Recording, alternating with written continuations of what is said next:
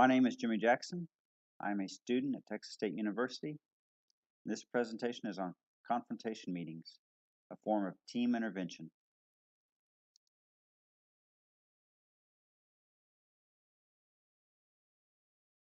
Let's begin with discussing what confrontation meetings are not. The name can be misleading in the context of the OD intervention. Confrontation meetings are not about confronting people, specifically members of the team. And confrontation meetings are also not about creating team conflict. Are confrontation meetings? Confrontation meetings are about confronting the team's obstacles. In confrontation meetings, the team examines its own effectiveness and develops a plan to repair areas of deficiency.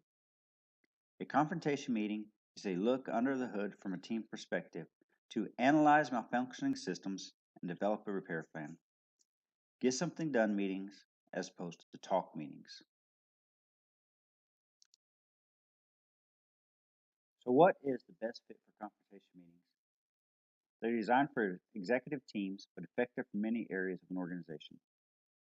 When a dedicated half or full day is available to the team, when there's upper management commitment, and during or following major organizational changes.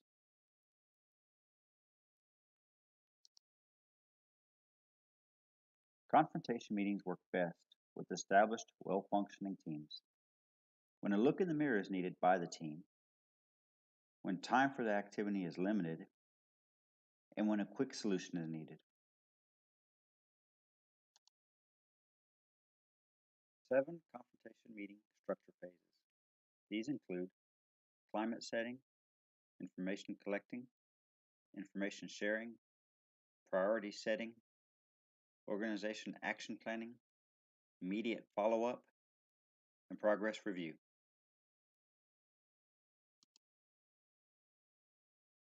Phase is climate setting. This usually takes from 45 minutes to an hour. The phase sets the expectations and encourages honest, open dialogue. 2 consists of information collecting.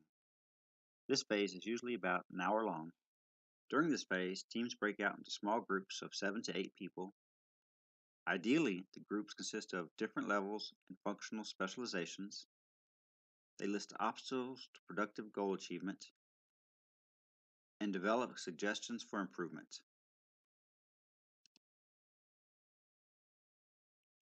The third phase is about information sharing. This phase usually lasts about an hour.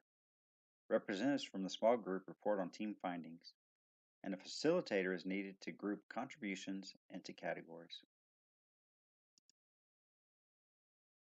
Fourth phase is priority setting and group action planning. This phase usually takes from 1 to 1.5 hours.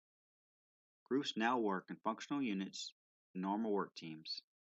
They prioritize the problems captured in previous phase, and the team identifies which issues need the most attention. Fifth phase is organizational action planning.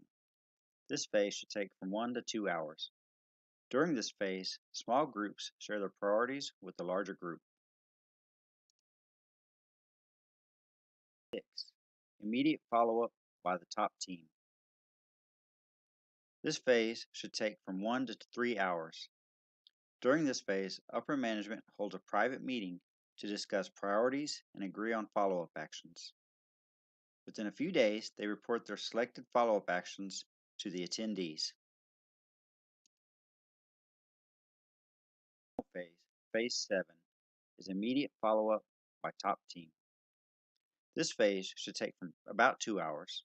It occurs 4 to 6 weeks after the confrontation meeting, and the attendees participate in a follow-up meeting to review the progress. The keys to success. Confrontation meetings can encourage participation and ownership by team members. To be successful, team leaders must accept all input from team members. To be successful, leaders must follow up on action items. And finally, success depends on setting reasonable goals.